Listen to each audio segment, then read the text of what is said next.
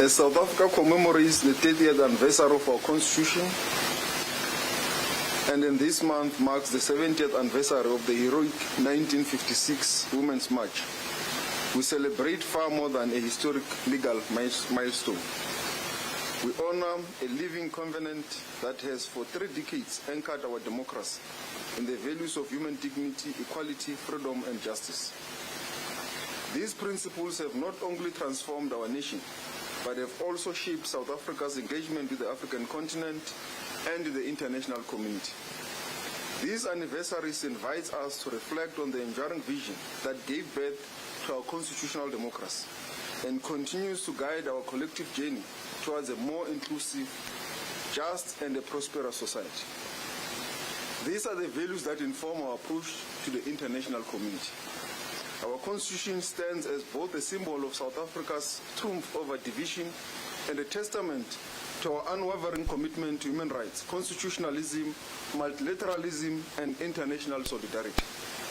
As we celebrate this milestone, we reaffirm our responsibility to advance peace, development, and operations guided by the values that have defined our democracy for the past 30 years and continue to inspire hope for generations to come. Firstly, I will start with the 46th Ordinary SADC Summit of Heads of State and Government and associated activities that have already commenced up until the 18th of August. South Africa is honored to be the host of the 46th Ordinary SADC Summit of Heads of State and Government in Durban from the 3rd to the 17th of August 2026. The summit takes place at a significant moment for the region, with South Africa serving as its interim chair of SADC following developments after the 45th Ordinary Summit in Madagascar. The hosting of the summit will culminate in the formal assumption of SADC chairship by His Excellency President Cyril Ramaphosa for the 2026-2027 period. The summit is being held under the theme Resilient, Sustainable and Inclusive Industrialization through Infrastructure Development, Agricultural and Critical Minerals Transformation in Pursuit of a Just World. The formal summit program commenced on the 4th of August 2026 at the Inkosi Albert Lutuli International Convention Center, beginning with the technical and preparatory meetings which will feed into the Council of Ministers and ultimately the Summit of Heads of State and Government on the 17th of August 2026.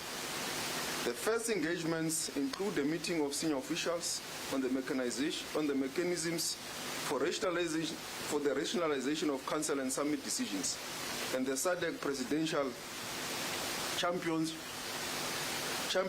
Initiative, which began yesterday and concludes today, 5 August 2026. These discussions aims to strengthen the effectiveness of SADC decision-making and enhance implementation of regional priorities through high-level political leadership and accountability. What happens between now and the summit? The summit processes unfolds through a structured sequence of technical, senior officials, ministerial and political meetings that progressively prepare decisions for adoption by heads of state and government. Standing Committee of Senior Officials, 6 to 7 August 2026. Senior officials from all member states will consider reports and recommendations from sectoral structures. Preparations of recommendations to be submitted to Ministers' Finance Committee meeting, 8 August 2026. Consideration of SADC budget, resources mobilization, and financial sustainable matters. Preparation and finalization of documents, 9 to 11 August 2026. Consolidation of reports and preparations of documents for consideration by ministers. These meetings are important because they focus on the following: improving the effectiveness and the quality of SADC Council and Summit decisions by ensuring decisions are implementable, measurable, and better monitored. Considering the proposed framework for SADC presidential champions, where heads of state and government will champion priority regional development areas, such as infrastructure, industrialization, agriculture, resource mobilization, mining, and social development. Advancing implementation of the Regional Indicative Strategic Development Plan, well known as the RISDP 2020 to 2030, which remains the region's primary development blueprint. The Council of Ministers meeting between 12 and 14 August 2026, that I will be chairing as South Africa's Minister of International Relations and Cooperation, in my capacity as the chairperson of the SADC Council of Ministers. Ministers will consider recommendations from the senior officials and adopt policy decisions for submissions to the summit. Key issues include industrialization, infrastructure, regional trade, food security, health, peace and security, regional financing, and institutional reforms.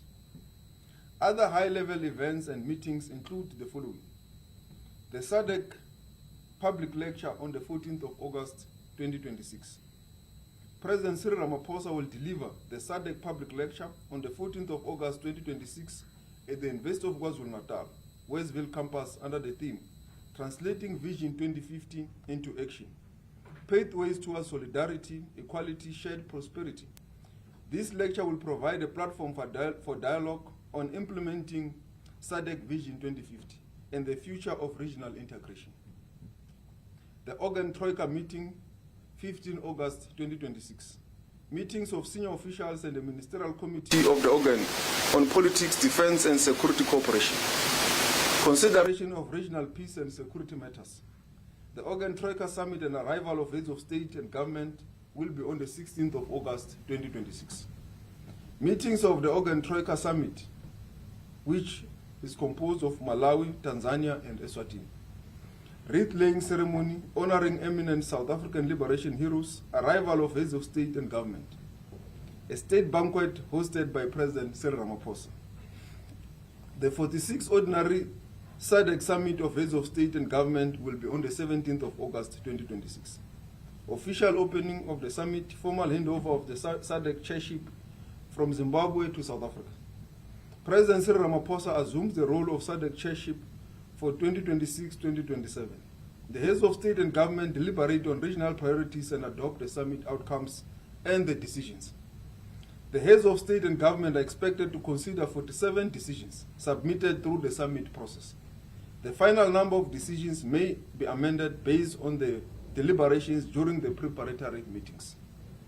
Main outcomes are expected from the summit process. The summit platform will provide South Africa with an opportunity to articulate its approach, including to other issues which will also include migration management and regional cooperation on migration-related challenges. South Africa will underscore its commitment to managing migration in a lawful, orderly, human and effective manner, consistent with the Constitution and the international obligations. Government is implementing a comprehensive migration management approach that strengthens border security, combats irregular migration, addresses the unlawful employment of undocumented migrants, enhances enforcement of immigration and labor laws, and tackles corruption within the migration system. South Africa will also emphasize the importance of regional cooperation in addressing migration challenges in a manner that promotes stability, development, and respect for human rights.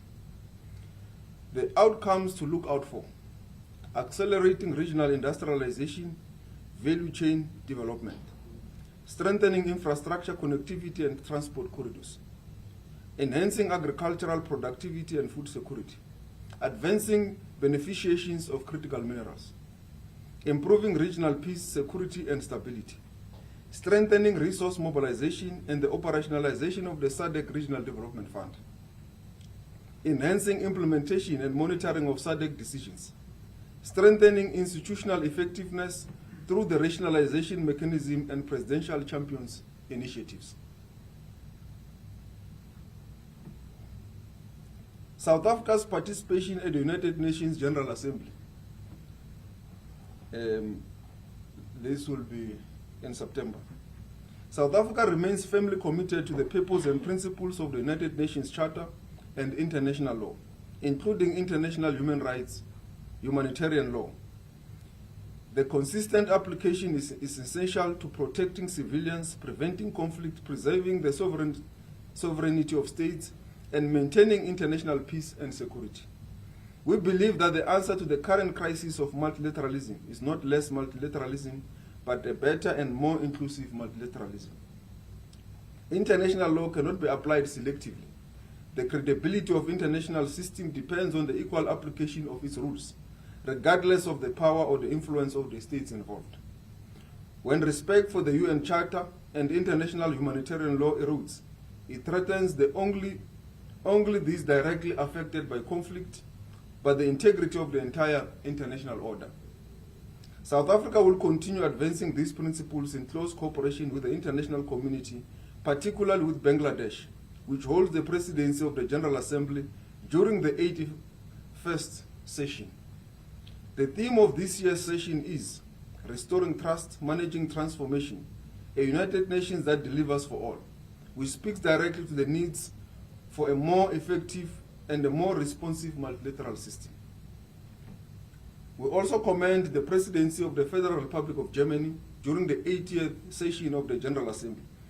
South Africa demonstrated its commitment to that presidency by seconding an official from the Department of International Relations and Cooperation to the Office of the President of the General Assembly, specifically to support the advancement of the African agenda.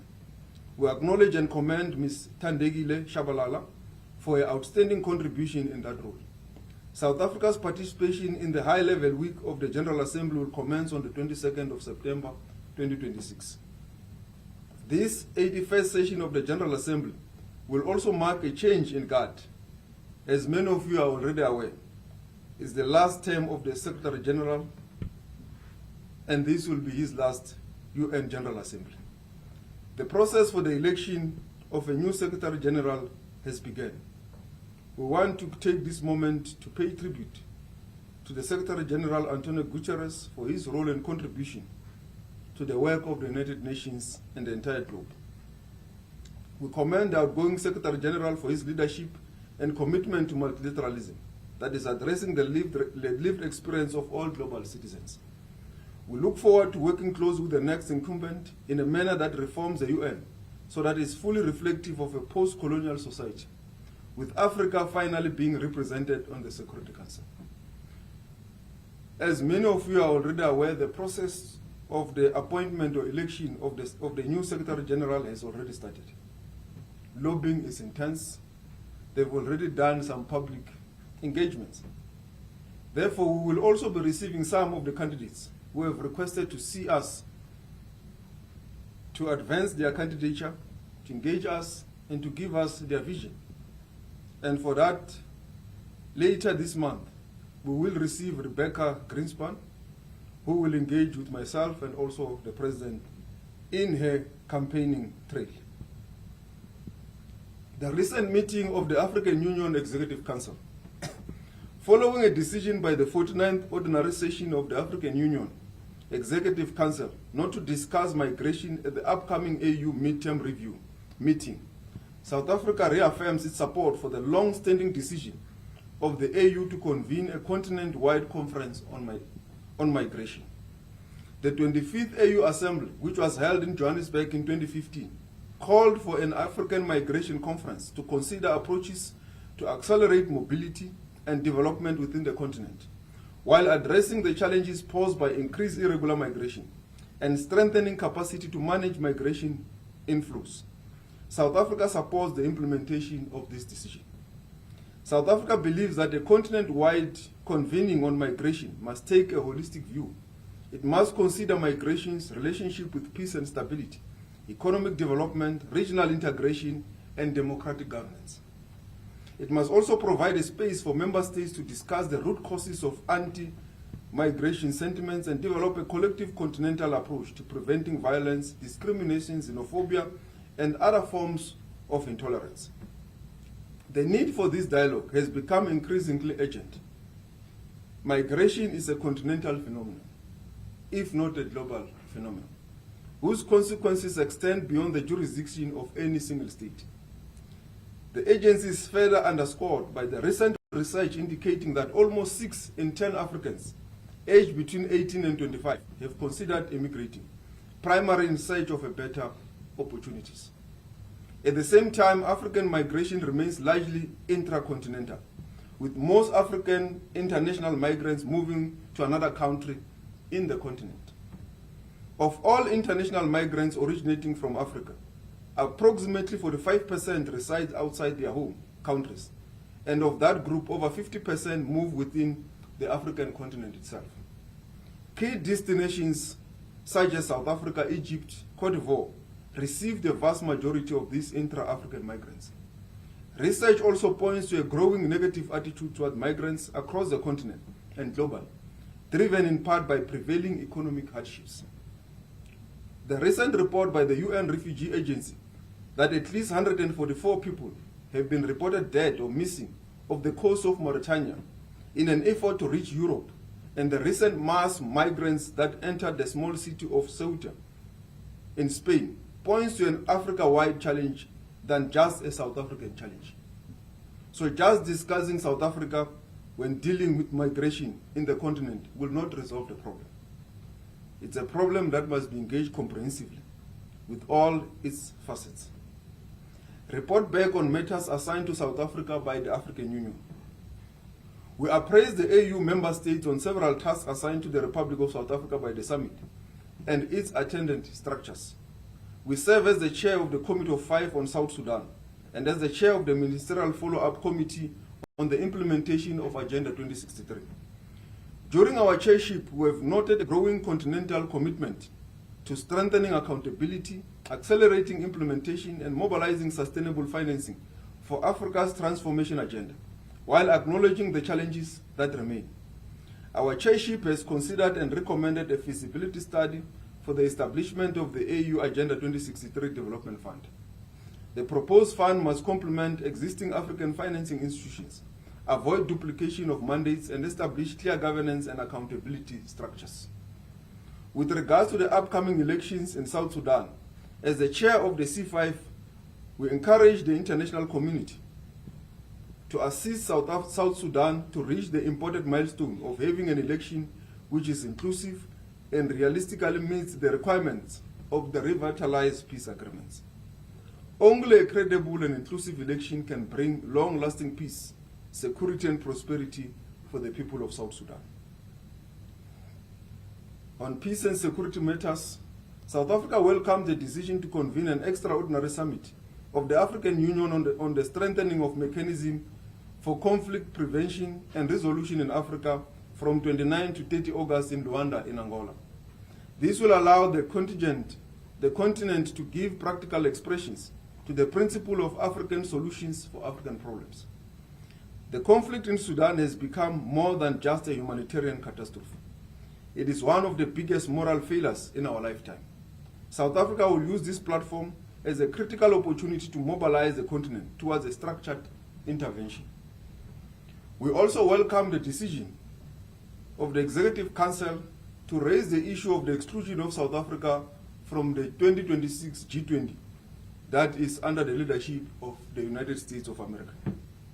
This firm position to raise this matter will advocate for inclusivity and will ensure that South Africa, as a founding member, exclusion is discussed in the table of the G20. That the G20 must be defined, what is it, when it does not have one of its founding members, which is South Africa. We therefore welcome this position of the African Union. South Africa, the 18th BRICS Summit. South Africa will participate in the 18th BRICS Summit, which will be held in New Delhi in India under the theme, Building for Resilience, Innovation, Cooperation and Security.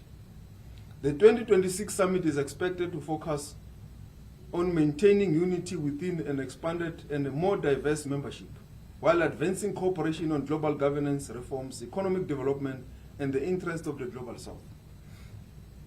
The summit will focus on strengthening BRICS cooperation through the people-centered development agenda, expanding trade and investment, enhancing financial and institutional cooperation, and promoting reforms of the United Nations and the international financial institutions. Discussions will take into consideration the ongoing geopolitical tensions, including the conflicts in the Middle East and Ukraine, and the broader major power competition, with members seeking to emphasize multipolarity, strategic autonomy, and consensus-based diplomacy while managing areas of divergence that could undermine BRICS cohesion. At the summit, South Africa will advance economic diplomacy objectives through the BRICS Business Forum, which is scheduled to take place on the 11th of September 2026. The forum will engage on issues such as trade and supply chain, agriculture, women-led development, the digital economy and innovation. The South African chapter of the BRICS Business Council will actively participate in the Business Forum. South Africa continues to call for the urgent cessation of conflicts in Russia and Ukraine, as well as in Iran, to prevent further loss of life and the destruction of infrastructure. Every effort must be made to de-escalate and end these conflicts. South Africa remains firmly committed to the need for a peaceful and a negotiated resolution within a rules-based system centered on international law, including respect for human rights and the principles of the UN Charter. The sovereignty and the territorial integrity of all states remains inviolable.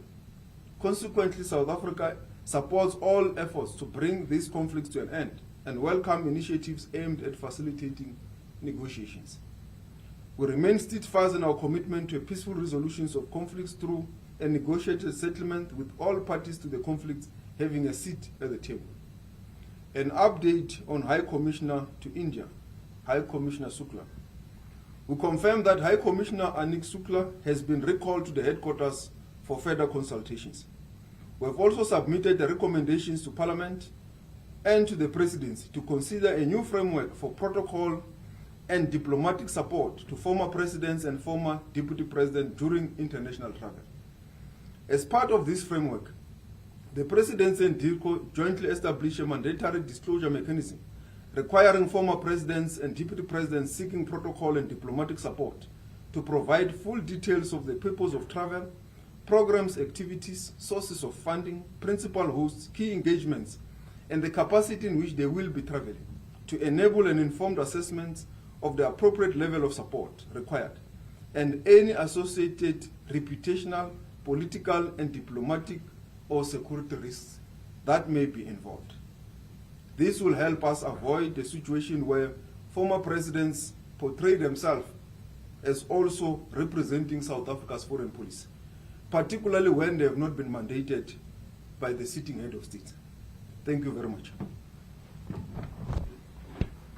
Thank you very much, Minister. I'm sure we can agree that was a very comprehensive outline. So when you don't see the Minister, that's what happens. When he does come, he's got a lot to offload. So we can take questions, and we've also got questions on the WhatsApp line. We'll take that in the next round, but we'll start with those in the room. Ms. Sophie, Tando, and Shaz. Thank you so much. Minister, on your meeting with the Ambassador of the United States of America, you just indicated that the meeting of the Council of Ministers in Addis has agreed that during the G20 meeting in November in America, the AU must raise objection to exclusion of South Africa. Did you raise this issue also with the Ambassador of the United States of America? And if so, what was his response? And also, with the new sheriff in town in the United Kingdom, have you as government reached out to the new Prime Minister of the United Kingdom, because they will be hosting the G20 next year? And lastly, on the UNSG position, you spoke about a pending visit by one of the candidates.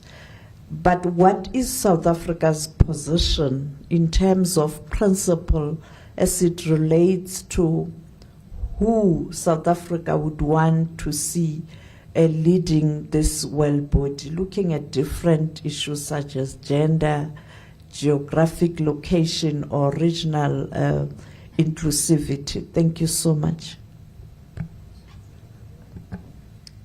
Okay. Morning, Minister. My name is Thando Mayeko from Business Day. South Africa currently has a number of long-standing ambassadorial vacancies, including in Norway and London. Can you confirm when these vacancies will be filled, and will the new appointments draw on nominees from across all GNU parties, not just the ANC? Thanks. Good morning. It's Nkosinathi Shazi from Power FM News. Just two questions, Minister. The BRICS bloc, there's been a lot of political criticism of the BRICS bloc, and this is in particular because of its supposed lack of political backing for Iran. Now, in the first BRICS foreign ministers meeting, there was not a general consensus that was made. There was no joint communication on where the bloc stands with regards to the conflict in Iran. As we head into the BRICS bloc next month, what is the current status of the bloc and where they stand with regards to the war in the Middle East? Are there some countries for or against it? Secondly, on BRICS, can you confirm the president's attendance for the BRICS bloc in India? And then my last question is on the United Nations General Secretary candidates. Now, of course, Rebecca is the favorite. With her coming to visit the president and you, is this South Africa's endorsement of her to be the next General Secretary? Thank you very much.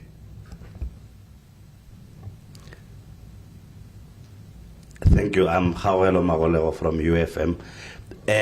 Regarding that, I struggle with the name Suez, the Spanish enclave in Morocco.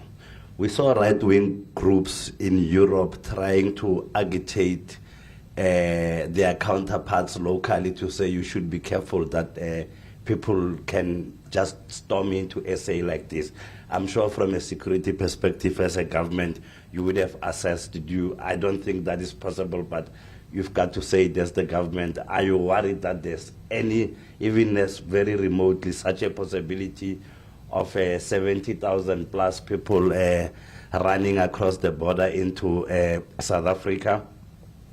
And then still on right-wing groups, certain countries within the continent are reporting mass rejection of visa applications of their citizens in retaliation by, Britain, the US, to the agenda of the demand for reparations for colonization and the transatlantic slave trade.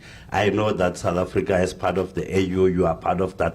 Are you not worried that you could, by participating in this agenda, antagonize the US Trump administration further, especially when it's already treating South Africa as a rogue state? The demand for reparations that is being championed by Ghana for slavery and colonialism, are you not concerned that you could be provoking Trump further by participating in it? And while at it, just clarify, how is South Africa participating? What is our contribution to it?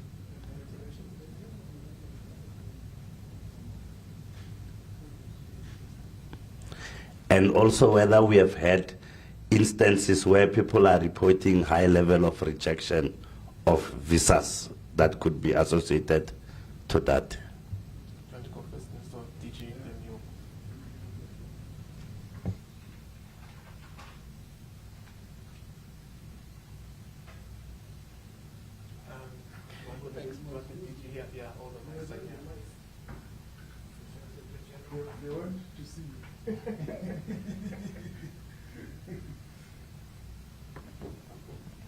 I'll just do a couple and then the Minister will do the rest. I think, Master Fedi, you spoke about the G20. So the discussions with the US has been ongoing around the G20 issues. And we've also been getting regular briefings from other G20 Sherpas. And as the Minister said, the African Union has put our exclusion, which is irregular, on the agenda, and so has almost every single member of the G20. So there is a question about what the outcome of the US's documents will be. Will it be consensus-based? That's the discussion.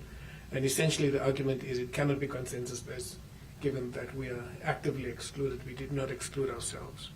So I think that should answer that. So the engagement with the ambassador here did not focus on the G20, but the discussions have been ongoing on the G20 issues. I think on the ambassadorial vacancies, I think those are being dealt with, but there's no vacancy in London. We still have an ambassador, a high commissioner there, whose term is coming to an end quickly. I'm not going to talk about the BRICS issues.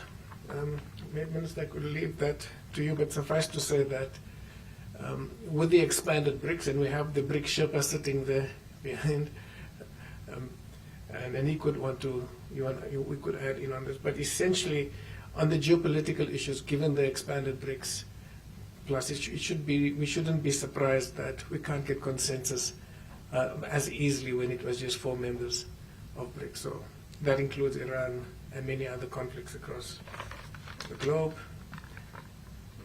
And then on the developments in Spain, I think that you could see particular trends where migration issues are being weaponized for political purposes.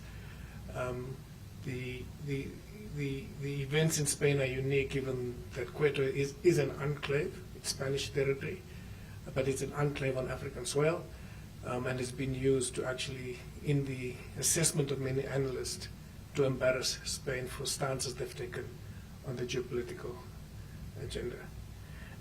I think I will stop there, and the Minister will speak.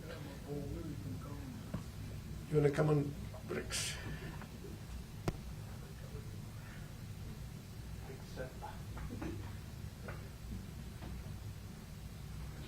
Thank you very much, Minister, and greetings to all colleagues.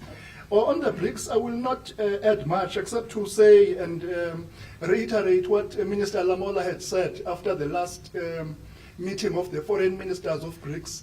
So what had happened in India was that the document, the outcome document, was fully negotiated, and 99% of it was actually agreed, despite the challenges that the DG has referred to with the expansion of BRICS. So there was only one paragraph, to be more precise, that was not agreed. So we saw this as a positive outcome, in the sense that we could agree on all the principles and values that have always underpinned BRICS since its formation, to which South Africa subscribes. So we saw, therefore, the meeting in India not so much as a failure, because we could not agree on just one paragraph, but I think it's important to recognize this. And after the meeting, as I said, Minister Lamola did talk about this to the media. Thank you. Yeah, thank you very much. Whether we are engaging with the UK, Ma'am Sophie, yes, we started engagements with the UK immediately after handing over our role, because we are supposed to be part of the Troika. So our Sherpas and myself with my former colleague in the UK, who has just been reshuffled now to another department, we have been in constant contact. And also the Sherpas are in constant contact, particularly to hand over some of the content and discussions that the UK can carry on in their G20 presidency next year. And we are ready to collaborate and work with them. I will also have a telephone call on Thursday with my new counterpart from the UK. This will also be a point that we are going to develop. Whether the visit of Crispin is South Africa's endorsement to her candidature, it is a common practice that candidatures visit different countries to lobby, to engage, and all that. So we will be lobbying, we will be engaging her from that context of understanding her vision, what she wants to do in the UN and all that. And the principles will guide us as to who we will support. There is an unwritten tradition and culture in the UN of rotation. And this time is a turn of Latin America. So we will support the candidature from Latin America. That should be clear. Secondly, our president has mentioned it several times in the UN General Assembly that we will also want to support a woman to be the first Secretary General of the UN. So I guess it does already give you some kind of indication of where we are headed to. So you at least have two now. Latin America, the candidate must be a woman. But the president, as to who we support, he will announce at the right time. And how does South Africa participate in this issue of reparations? We are participating as a member state of the African Union. Minister Kubai represented us in the last meeting in Ghana. Is Minister Kubai Marupi? Yeah, is Minister Ramokhupa M. Marupin, who represented us in the last meeting on the reparations. But it's justice that is more in the forefront to represent us on this aspect, on this issue. And we are participating there. We are part of the African Union, and we support the resolution of the UN in this regard. And we do not think that this resolution should be used to punish anyone, any African, anywhere in the world, for visa or for any reason. Because this resolution is for justice, is for reparations, it's a collective resolution of the African Union and also of the United Nations, of the UN. So it's now international law because it's a resolution of the UN. So you cannot select a particular country or a continent to punish. Everyone, Africans, they cannot be unjustly excluded for any visa or for any program in the world because they are from Africa. I think those are the three that were not answered. Thank you. Okay. I have questions on the online platform. Good day, Minister. This is from Peter Fabricus from the Daily Maverick. Good day, Minister. While the recent AU Executive Council rejected Ghana's application to discuss South Africa's xenophobia at the midterm meeting, will South Africa's xenophobia still be discussed at the next ordinary AU summit in February, as the AU Commission chairperson seems to support? Then we have a question from Dennis Dalport from Network 24. Minister Lamola, Anil Suklal is adamant that Durko was aware of the visit of former President Zuma and instructed him to prepare the visit. Is this indeed the case? And a follow-up question on that matter as well from Mr. Fabricas is High Commissioner Suklal being disciplined, and if so, what did he do wrong? Especially as your statement that you are changing the protocol for traveling for former heads of state seems to imply that High Commissioner Suklal complied with the protocols as they now exist. And to Gigi Dango, which country weaponized the Quetta situation to embarrass Spain? I think that one we can say, Peter, Gigi Dango said this was the view of several analysts. So I think that's dealt with. Last question, Minister. I don't know who this is from. It's from some Gauteng network from Cindy Sotlabati. Says, Minister, Nigeria is both South Africa's biggest economic competitor and its most important partner on the continent. Ahead of Nigeria's 2027 elections, what is a specific outcome that South Africa is hoping for? And how will this outcome impact South Africa's trade, security, and leadership position within Africa and the AU? Interesting question. Turkmen? Minister, Turkmen is representing Turkish Minister. Minister, South Africa hosted 2022 Pretoria peace talk that helped to end conflict in northern Ethiopia. I remember DG Dango played important role. After the fighting over the weekend, what does DIRCO see as the main reason for the renewed violence? Is South Africa planning to work with the African Union or the parties involved to help protect the peace agreement and prevent a wider conflict? Thank you. Okay. Are there any other questions in the room? Okay. Gigi, do you want to come back or?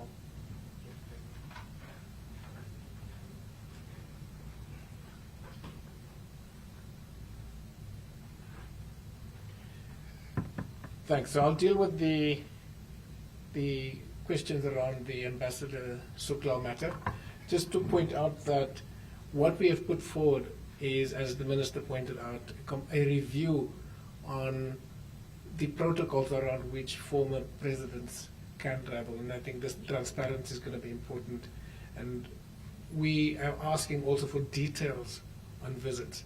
So whether Ambassador High Commissioner Suklal knew about the visit or not, obviously he would have known, because we would be getting communication from the presidency that the former president would be visiting a country, in this case India. But what we don't get is details about what the visit will be about. And that's all the High Commissioner will also have known, is that there is a meeting, and then he was subsequently invited to the same meeting. And that's the subject of our discussions that we will be having with him. So it's not about whether we knew or not. We always get a letter, and the letter is standard that indicates that we must provide protocol to any of the presidents that will travel. But what we do ask for now is increased guidance and increased transparency about what these visits would be, to safeguard not only DIRCO, but to safeguard the country's national interests and reputation. Then on the Pretoria Minute, I think we've seen large numbers of people fleeing the Tigray region into Sudan, of all areas. We are really concerned that it is unraveling, so we will be engaging with our counterparts in the African Union, but also some of the leading negotiators of the Pretoria Minute to see to what extent they can intervene to safeguard some of the agreements that were made. So it is a real concern for us, because we don't want that kind of destabilization to occur again. Thank you.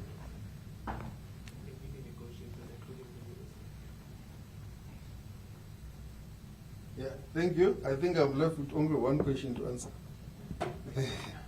Nigeria and Ghana.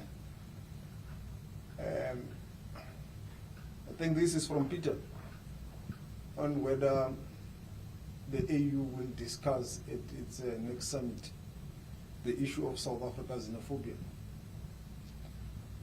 As I've said, Ghana attempted to introduce the matter, and the AU Executive Council did not agree that it was relevant for the midterm in October.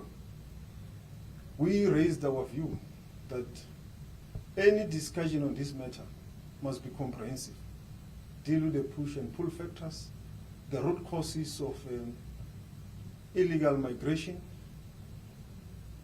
all of them: climate change, economic, peace and stability, democracy, in a comprehensive manner. There is no discussion that will be helpful that will just focus on South Africa, because we are not the only country facing a migration challenge. 45% of the African continent lives outside their countries, and not out of choice, but out of necessity, to eke a living or for whatever reason. So these issues must be discussed and be properly dissected. And that's why we recalled the Johannesburg decision of 2015 that called for a wide-range engagement, a conference on migration, to take into account the evolving patterns of migration in the continent and in the globe, deal with it in its comprehensiveness. And as you have heard in the statement, we have also cited what has happened on the Mediterranean Sea, where 144 people either died or disappeared. The situation in Ceuta in Spain. There are many such incidents across the continent. Daily. Yeah, daily. So it's not a South African phenomenon. What we are disagreeing with is to isolate it and make it a South Africa phenomenon, particularly through the intervention of Ghana. When you look at it, is that we because we are one of the highest receiving countries in the continent, therefore we end up being the ones that are mostly discussed.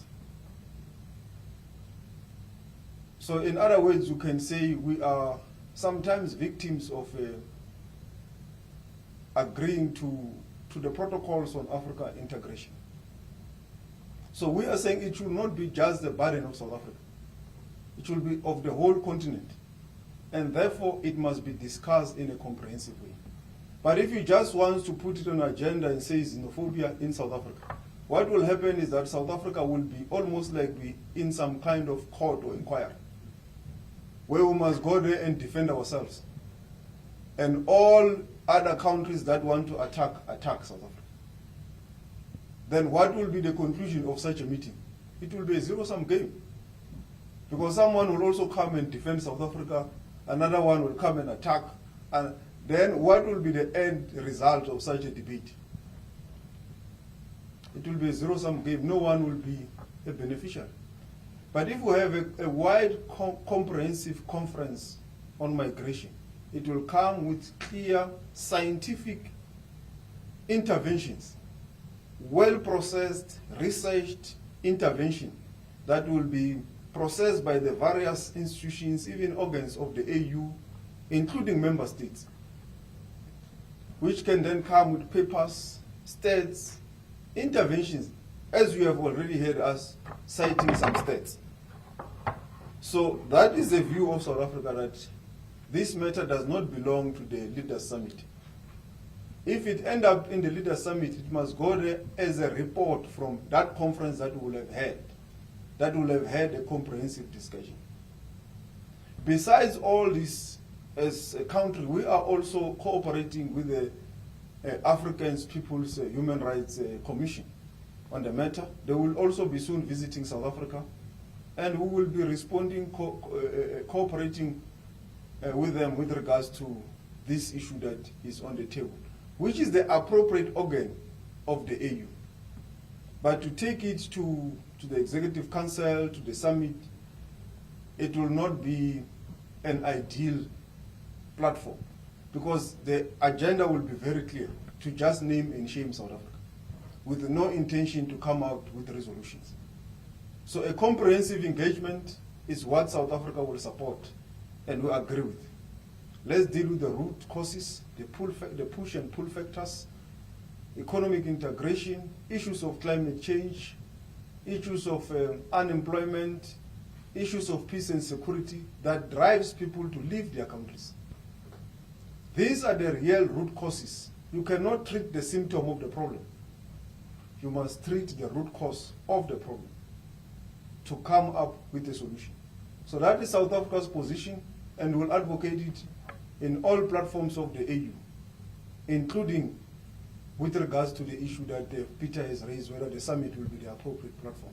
If the matter ends up at the summit, it must go as a report which is well processed, not just as a platform of naming and shaming. It's not that we are worried about going to defend ourselves. We don't have a problem.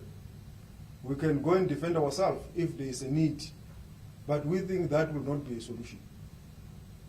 Because there is a solution, and the solution is there. The African Union, in its wisdom, took a resolution in 2015 and said it calls for a comprehensive conference on migration.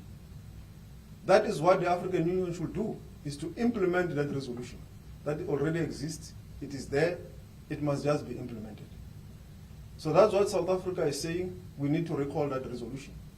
We don't have a complex task, it's already there. It's just to dust it off from the shelves and put it on the table for implementation.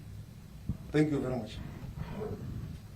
Oh, the Ghana one, the Nigeria, the elections in Nigeria.